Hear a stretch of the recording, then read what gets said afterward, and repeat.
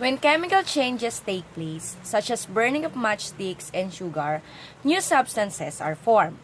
The substances that exist before a chemical reaction take place are called reactants. The new substances that are formed during chemical changes are called products. Chemists use chemical equations to describe chemical reactions. So a chemical equation is a symbolic representation of a chemical reaction. A chemical equation indicates the reactants and products of a reaction. So let's discuss about the parts of a chemical equation. So chemical equation is divided into two. We have the reactants on the left side and products on the right side. This whole example of a chemical equation. We have the chemical formula that tells the type of atoms of the elements present in a compound and the ratio of different atoms of the elements in a compound. We have the subscript that tells us the number of atoms present, yields for the arrow, and coefficient for the number of elements in a compound. Basic terms and symbols are necessary in writing equations. So here are several symbols used in chemical equations. First, we have the arrow that tells us the produce, yields, or gives, and it separates reactants from the products. We also have the plus sign. It means it reacts with added to or plus, and it also separates two or more reactants or products. We also have the arrow with the triangle. It means heated. The reactants are heated. We also have the physical states such as solid, liquid, gas, and aqueous solution. Here's an example of an equation. The burning of methane gas in oxygen, then there's two molecules of oxygen, yields carbon dioxide and two molecules of water. Another examples of chemical equations are follows. We have magnesium and oxygen. It yields magnesium oxide. We have water. It yields hydrogen and oxygen. We also have butane, an example of odorless gas, and oxygen, which yields carbon dioxide and water. When there's the same number of each type of atom in the reactant and in the product, you can say that the equation is balanced. Take a look at the first example of chemical equation. You notice that there are two atoms of oxygen on the reactant side, while on the product side, we have one atom of oxygen. In a mathematical equation, the values of the left side must be equal to the values on the right side. So they must be balanced. So the same goes for a chemical equation. Balancing chemical equations is based from the idea of conservation of mass. So it is created by Antoine Lavoisier. And this law states that mass is neither created nor destroyed in a chemical reaction. The law of conservation of mass states that in a chemical reaction, the quantity or amount of each element does not change. So the total mass of the products must always equal to the total mass of the reactants. And the total number of atoms on one side of the equation must equal the total number of atoms on the other side. This means that each side of the equation must represent the same quantity of each element. In other words, have the same number of each kind of atom. So in the given example, if you weigh 140 iron and 80 grams of sulfur, the total mass of the product must be 220. So the total mass of the reactants must equal the total mass of the product. Now, how do we identify an unbalanced and balanced equation? Take a look at the given example. So on the left side, we can see that the equation is unbalanced because on the reactant sides, we have 2 hydrogen atoms and 2 chlorine atoms. While on the product side, we have 1 hydrogen atom and 1 chlorine atom. Now, on the right side, we can say that it is balanced because both reactants and products have the same number of atoms. Now, how do we write a balanced chemical equation? Before that, you have to identify and note the important rules. First, coefficients can be added before an element or molecule. Second one, when balancing an equation, the subscript cannot be changed. Okay, you will not do anything with the subscript. And third one, chemical formulas cannot be altered. Now, let's have the first example. So, we have C3H8 plus O2. It yields carbon dioxide and water. Okay. First step, you count the number of atoms of each element in the reactant side and on the product side. So, we have the elements carbon, hydrogen, and oxygen for the reactant side. Same way with the product side. So, we have carbon, hydrogen, and oxygen. Let's count the number of atoms. So, the subscript tells us the number of atoms. So, carbons on the reactant sides, we have 3. Hydrogen, we have 8 atoms. And oxygen, we have 2.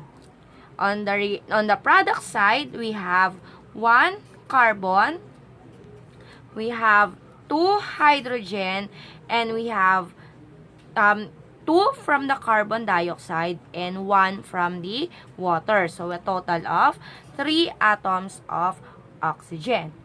Now, find out which atoms are unbalanced. Okay, so in the example, we have the unbalanced carbon atoms, hydrogen, and oxygen. So, let's start with carbon. So, to balance it, you have to add a coefficient before the given formula. So, we have here before the given formula. So, we will put 3 on the product side. So, this will be distributed to all elements in the compound. So, carbon, it will become 3. Since it is distributive, it will count as well in the oxygen. So, oxygen now will have 6. So, 3 times 2, we have 6 atoms of oxygen. Now, carbon is balanced already. But look at the oxygen. Oxygen is not balanced.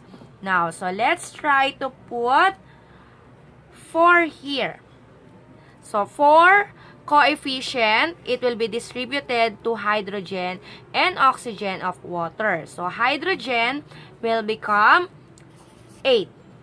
And it will be still distributed to oxygen. Oxygen will become 4 from water. So, we will add 4. So, 6 from carbon dioxide, 3 times 2. And then, 4 from water. Now, a total of oxygen, we have 10 atoms. Now, carbon is balanced from both sides as well as hydrogen. And oxygen, we need the coefficient that will equal the number of atoms on the product side. So, since we have multiplication, the coefficient is 5. So, it will be distributed 5 times 2, it will become 10. So, therefore, if there's no coefficient, it is considered as 1. So, the coefficients for this equation will be 1, 5, 3, and 4. Now, we can say that the chemical equation is balanced. Now, let's proceed with example number 2. So, we have iron plus oxygen. It yields Fe2O3 or iron oxide. Now, Let's count the number of atoms of each element on the reactant side and on the product side. So we have the elements iron and oxygen. Same way on the product side. Okay. Next, find out which atoms are unbalanced. So we have 1 atom of iron, 2 atoms of oxygen on the reactant side. In iron on the iron on the product side, we have 2. And oxygen, we have 3 atoms. So, you know that both elements are unbalanced. Now, balance each element at a time.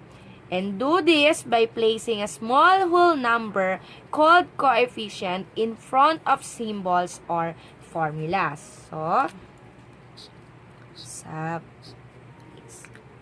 okay. So, let's start putting the smallest whole number. Here, we have 2. Okay. So, it will be distributive. 2 times 2, iron will become 4. Again, this coefficient will be distributed to the other element of the compound. So, 2 times 3, the number of atoms in the oxygen will become 6. Now, let's proceed on the reactant side. So, to have an equal number of atoms, same way of the products, we think of a smallest whole number on the reactant side. So, it will become 3. So, 3 times 2, it will become 6. Now, on the product side, we have 4 atoms of iron. So, the smallest whole number for the atoms in the reactant side of iron will be 4. So, iron here is equal to 4. Now, it is said to be balanced. So, the third example, we have aluminum sulfate plus calcium chloride will yield aluminum chloride and calcium sulfate. Now, do the steps again in balancing a chemical equation. Count the number of atoms of each element on the reactant side and on the product side. So, in this example, we have the elements aluminum, sulfur, we have oxygen, we have calcium, and we have chloride. So, same way on the product side. And chlorine. Okay, now, this equation is quite tricky because you have polyatomic ions and with parentheses. So, careful in balancing equations with parentheses. So, we have 2 atoms of aluminum. Now, in this parentheses, the subscript outside the parentheses will be distributed to all the atoms of the elements inside the parentheses. So, this will become 3 atoms of sulfur and 12 atoms of oxygen. 3 times 4 is equal to 12. Calcium, we have 1, and chlorine, we have 2. Now, let's go on the product side. Aluminum, we have 1. Chlorine, we have 3. Calcium, we have 1. Sulfur, 1. And oxygen, we have 4. Okay, now, find out which atoms are unbalanced. And balance each element at a time. Again, you will do this by placing a small whole number called coefficient in front of symbols or formulas. Okay, so let's have aluminum. Let's put 2 in front of the symbol or formula. So, aluminum will become 2. Take note that this coefficient will be distributed to the other elements of the compound. So, chlorine will become 6. Next, let's put 3 here. So, calcium will become 3, while sulfur will become 3. And oxygen will become 12. So, 3 times 4, it's 12. Are all balanced? Not yet. Calcium on the reactant side is still 1. So, you have to put 3 on the reactant side of the calcium chloride. So, calcium will become now 3. While chlorine, it is distributed 3 times 2, it is 6. Now, check if the equation is completely balanced. Aluminum, we have 2. Sulfur, 3. Oxygen, 12. Calcium, 3. And chlorine, 6. Now, this equation is said to be balanced. So, would you like to consider other reactions? Completely balance the following chemical equations.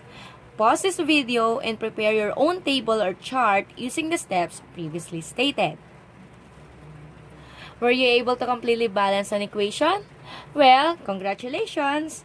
So, to sum it up, in balancing chemical equations, you have to follow these steps. First, you write the equation. Second, count the atoms of the reactant sides and the product sides. Third, you use coefficients, which is on the small whole number, to balance the atoms. Then fourth, you look back and check. Now, for your assignment, try to do the given practice, answer it, and it will be answered in the class.